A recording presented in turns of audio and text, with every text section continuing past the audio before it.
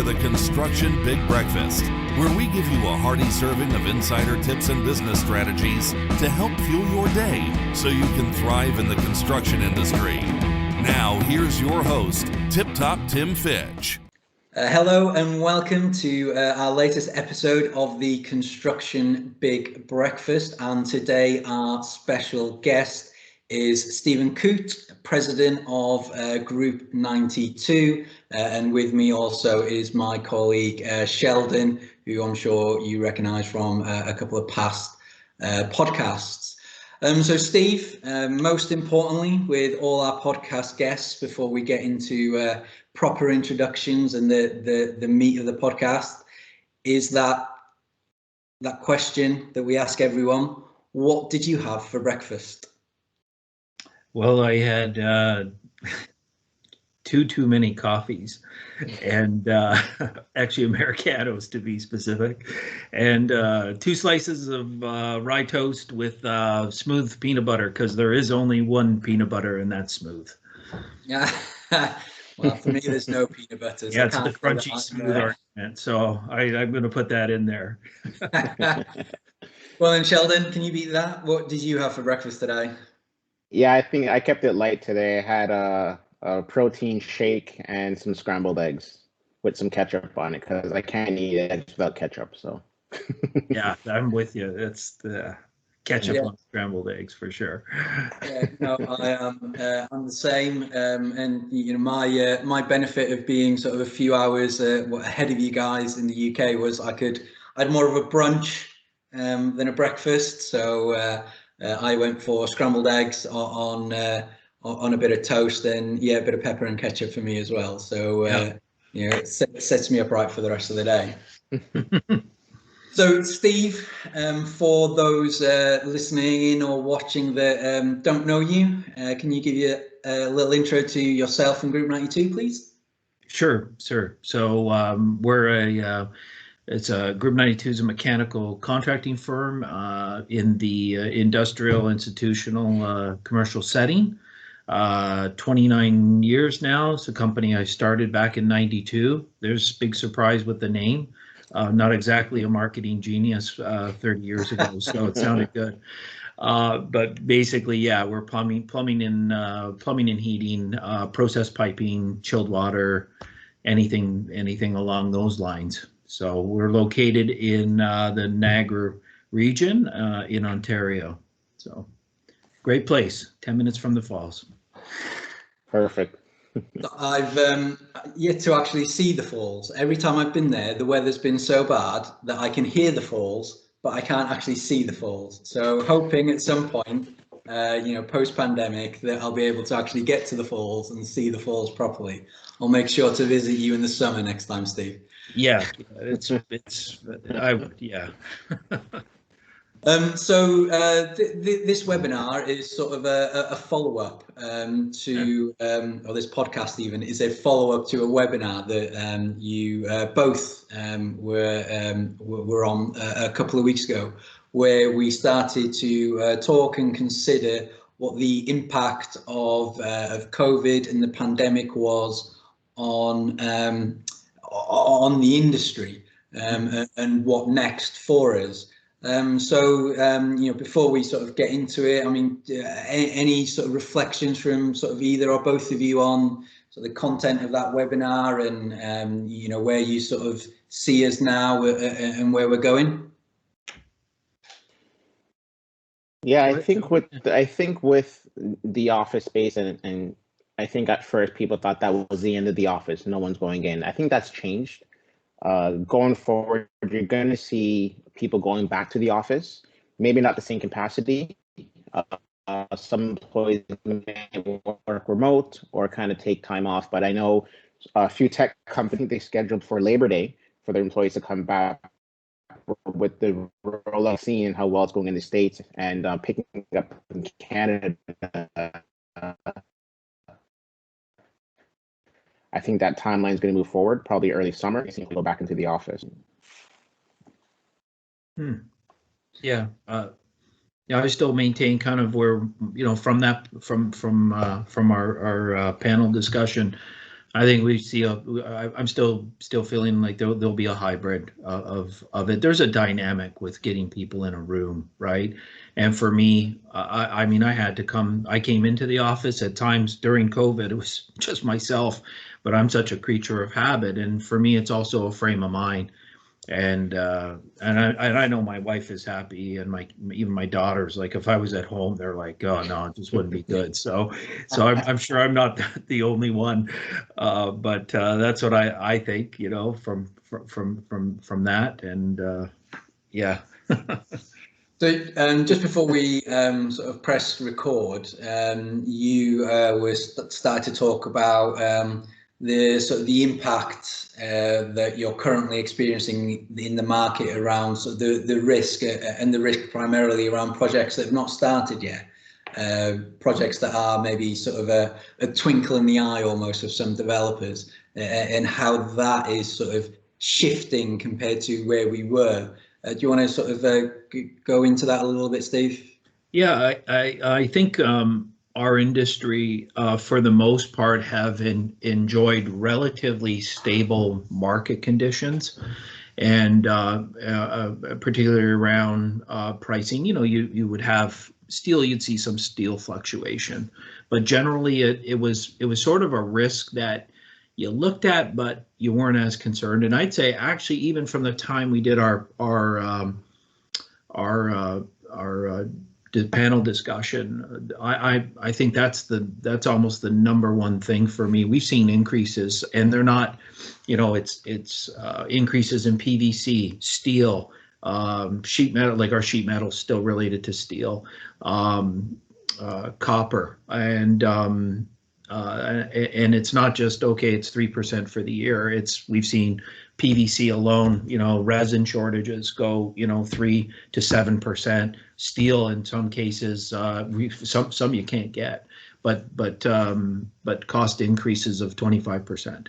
So, and I think it's that uncertainty when we start to look at projects that are down the road. We just, you know, tendered a new school. And it was a real consideration. I think you have to. I think you have to start looking at that risk. We've already, you know, we've had a couple projects we were successful on that we bid in January that we have costs, and you'd be hard pressed to go back for those costs. You know, they awarded within the tender, so shortening up even the quotation tender times, you know, from if possible, you'll see those movements. And for acceptance periods, shortening of acceptance periods. So what needs to change for us as an industry to better manage those risks? Is it a change in the procurement process so that there's greater flexibility and understanding around what inflationary prices might have and the impact that has on sort of the top line price, but also sort of, you know, the specialist subcontractors like yourselves further down the line? Or is there a change in approach in how we build and what we use to build that can lessen the load, as it were? Oh, yeah, I think I don't think the materials are necessarily going to change. You may have had an option, you know, before where you'd say, you know, we've seen plastic now in institutional, commercial, multi-unit, residential, etc., where you'd have cast iron, you'd have steel, and you'd have these fluctuations. But, you know, PVC is actually having more fluctuation than steel is right now. So because of resin shortages, right? So I think it's not necessarily that. I just think that the contractors need to be cognizant that they are taking on a lot of risk. If we look at our material, and this is just direct material, 30 cents of every dollar of sales goes to direct material. And we work on tight margins. It doesn't take a material fluctuation very much to eat up your profit or start to cut into your overheads. So I think you got to allow for that risk. The question is, and if anybody wants to do work on it, is trying to look and say, what do those prices look like a year and 2 years? We're building 2 years out. The school's by the time I'm buying pipe for it, it'll be a year from now. So And I think that's the scariest piece. And when we look at that, trying to find out what that percentage is, and we're throwing a bit of a dart. We're covering, but is it enough? And I think that's my uncertainty in that is probably concerns me the most. Before you could predict a little bit more consistently, 3%, 5%. I think the rules are out the window right now. So it's a bit of an education for me as a sort of, from the UK. How long on average are you expected to hold your prices from sort of tender to build? Well, from tender to build, it's more from tender to acceptance period of tender. Once they have accepted the tender, it's on us. So you're holding your prices. Regardless of how long it takes for you to then get on site. Yeah, and typical, you'll see on average, if it's an institutional customer, 60 days, some are 90 days. But we've had one tender that went back a couple of months now, and the tender period's expired. We will have to reevaluate our price before you'd kind of go, okay, we can't afford to do it in this one case because we saw these substantial jumps. And I don't want this to be self-fulfilling prophecy. It could be just a moment in time that we're seeing. There's a general shortage. Period. COVID has caused a shortage. So this is market pricing. Yeah, and I don't know, has the things like this Suez Canal, will that have affected you guys in North America as much as it's affected us? I guess it's the wrong part of the world in some ways, isn't it? So because there was it certainly impacted us in the UK massively. Yeah. Sorry, Sheldon, go ahead. Yeah, I don't know how much of it affected us. Yeah, to Ben, to your point, most of the UK would probably be affected from the cargo coming in through the Suez Canal. I'm not sure how much in Canada was affected. I'm sure there's been affected on certain industries in Canada, but probably not as much as in the UK. Yeah, totally agree with Sheldon. A lot of ours is domestic. When I say domestic, it's US bound. Yeah. US or Canadian. So a lot of the direct materials are come out of here, and we do have quite a domestic manufacturing side. So yeah. So if the sort of the fluctuation in price is sort of, it's a supply shock in some ways, isn't it? There's a limit in what is sort of coming into the marketplace.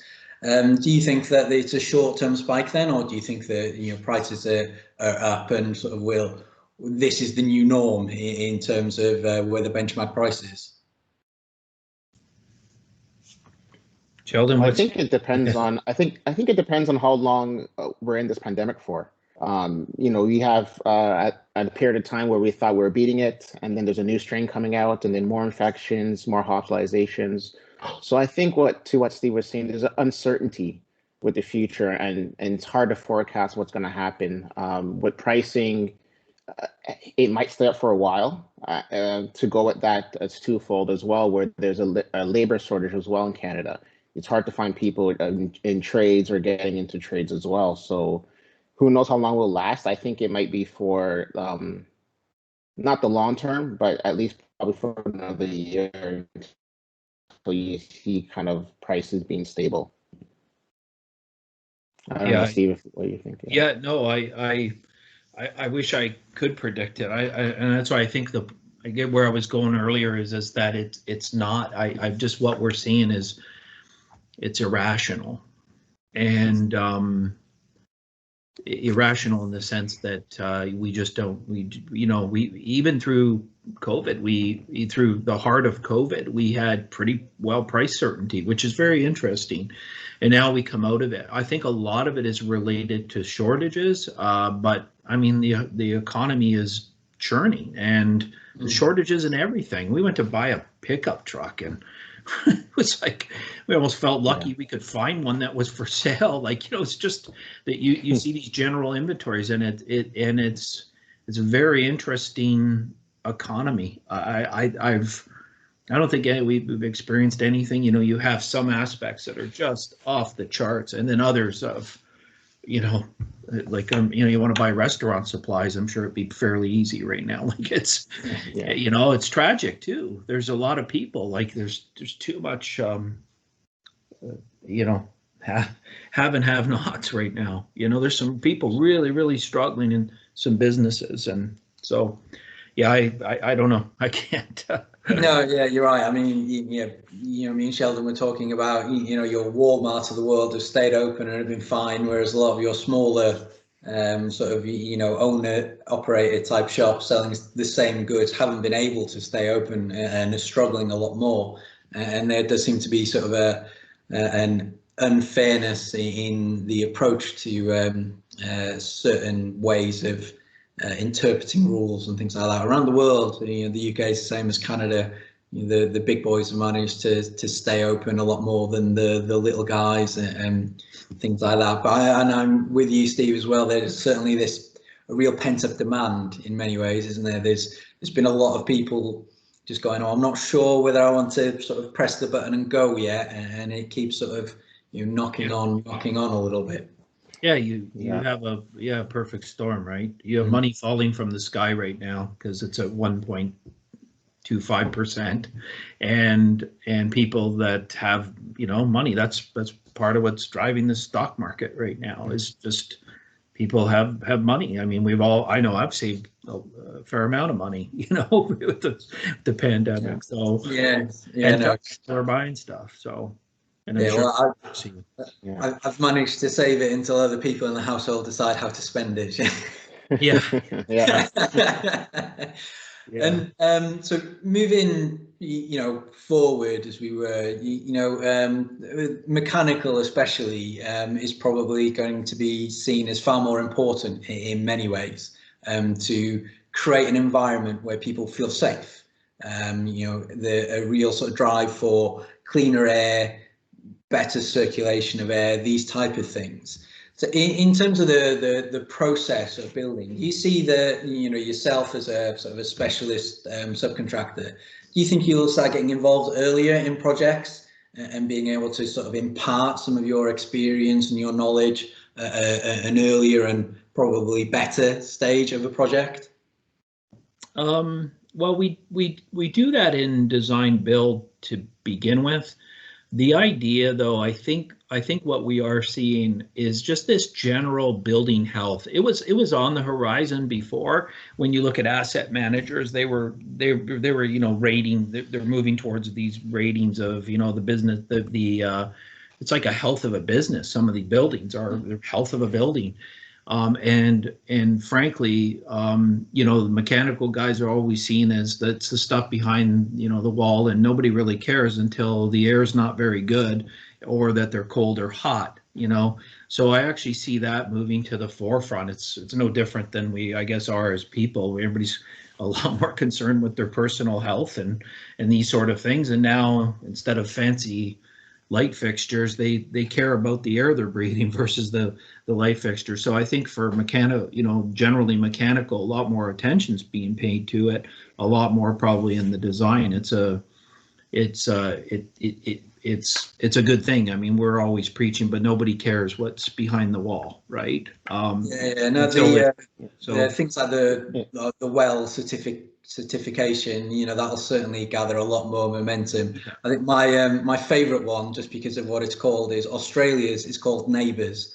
I mean, all they need now is one called Home and Away as well.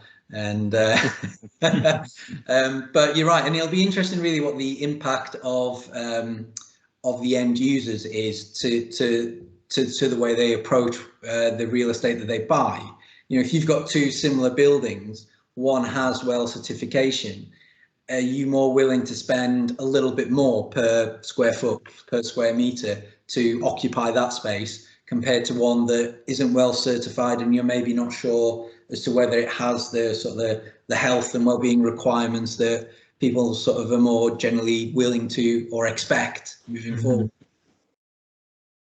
So I don't think that is the value of space.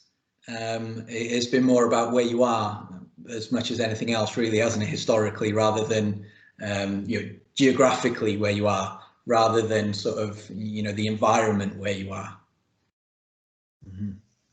Yeah, it will be the standard, I think, going forward, having the mechanical on the forefront and the air quality better improved systems on commercial applications. I think you'll see that now from going forward. More people are concerned with, the space that they share and the air that they breathe. So I know in the school system as well, a lot of the old schools don't have great HVAC systems, where I think going forward, any school being built, I think is going to have that now and look at, okay, how can we improve on the air quality for the kids? Mm-hmm. Well, I think, and I think to add to Sheldon's point is that you'll see the buildings being retrofitted. Like that's, whereas before we're seeing it now. Like we have a couple projects right now that are dealing exactly with that, where there's no airflow. It's a portable with an exhaust fan, like, and 30, kids breathing and coughing and sneezing. A lot of the newer buildings, the ASHRAE codes and they pick that up, like airflows and things, and fresh air. That's all picked up, So any new builds, I wouldn't say any new real surprises unless they exceed the requirements they currently have, but they're excellent now. So new builds, but definitely on the retro side of it, absolutely. Before, like you said, it was sort of the thing that was ignored. But it's as important, especially in the older buildings, it's as important as windows and doors and everything else. Yeah. As an industry, can we do more to educate the end users, the specifiers at times who are sort of one-off owners, one-off clients that don't necessarily know the industry, but all of a sudden are in charge of, well, I need a new home on a personal level, or I need a new school, and they've got no experience in the industry. Is there something that we should do more of to educate them in what we can and can't do, or just be more accessible to them? Yeah. Probably accessible. Like I think that they, as far as educating them, I think their clients are educating them right now. I think that they're asking the questions. What about this? What about air quality? And the owners that do the developments, they're going to have to pay attention to it.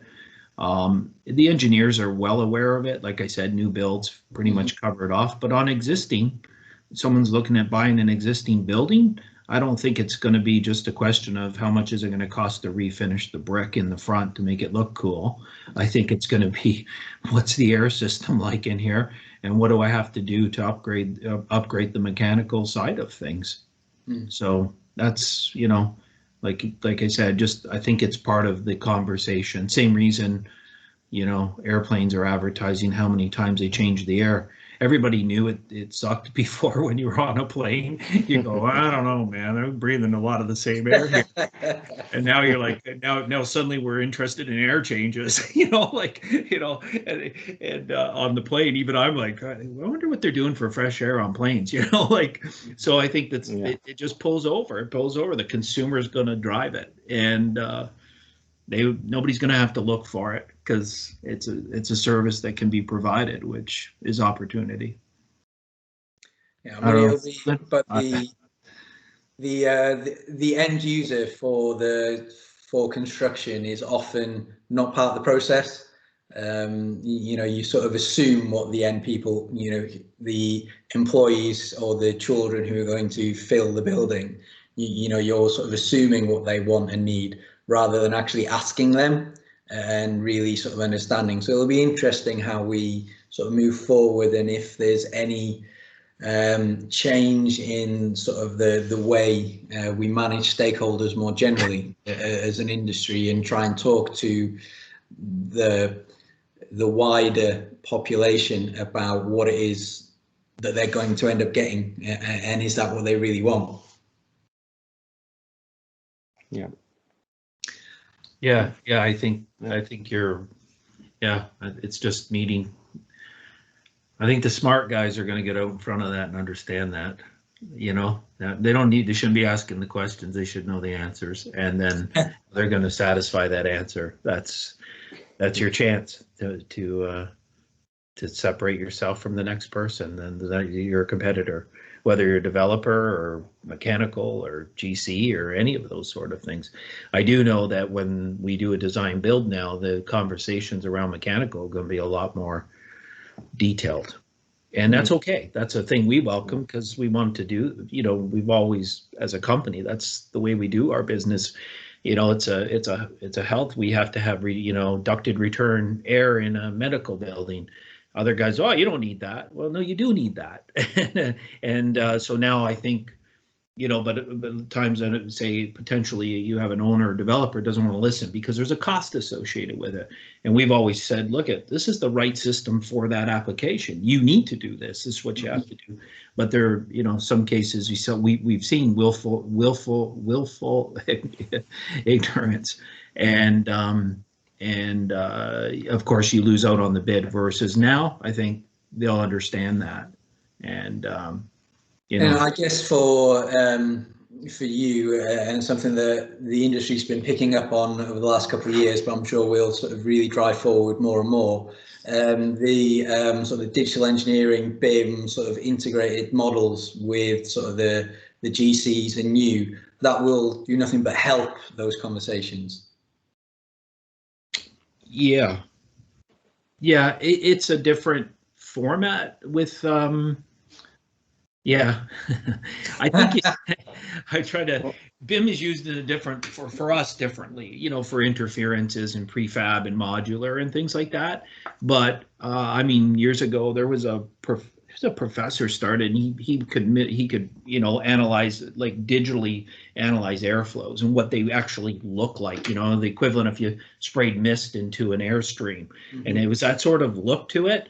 And I remember when he came to my office, I'm like, this is a really neat tool. Like, I guess versus now, maybe by extension, modeling those sort of things. And yeah, it all kind of speaks to it, but modeling the actual, what the error is going to do, those maybe more of a movement towards that. Maybe I'm speaking from ignorance. I haven't come across it yet. Maybe it's going on, but yeah, mimicking, trying to see exactly what error is going to do in a space. We pretty sure we know what it looks like and the style and the way we design, but more attention perhaps to that. Yeah, it's different when you talk about the airflow, but then when you actually see it and what the effects, like you said, the mist and how it travels, then you're showing that to a client end user, then it gets them thinking, right? So yeah. So this professor, wherever he is, that was developing this, he was just ahead of his time, because this was, 15 years ago. We actually looked at it thinking, oh, this is, if we ever get into this sort of disagreement on systems, this is perfect to sort of a proving ground for us. Now I think instead of a proving ground that, hey, what we thought would work, these are things that potentially, could be modeled ahead of time so we know it works. But yeah. Well, just on that, I think we've sort of overrun slightly our allocated time in terms, so that I don't get too much of a telling off. When Sarah comes to edit, I will. Joe Rogan after this, so. So Steve, thank you very much as always for your time and a very engaging conversation. Sheldon, thank you for joining us. For all of you watching, listening, please do like, subscribe and share. Make sure that you tune in to our next episode as well. So from me and everyone, thank you very much. Great. Want to learn more about how Invennt can help your business maximize its bottom line? Head on over to www.invennt.com and get in touch with our team today. Thanks for joining us this week on the Construction Big Breakfast. Make sure to visit our website, www.invennt.com, where you can subscribe to the Construction Big Breakfast on all platforms so you'll never miss a show. While you're at it, if you found value in the show, we'd appreciate a positive rating. Or if you'd simply share it with a friend, that would help us out too. Be sure to tune in for our next episode.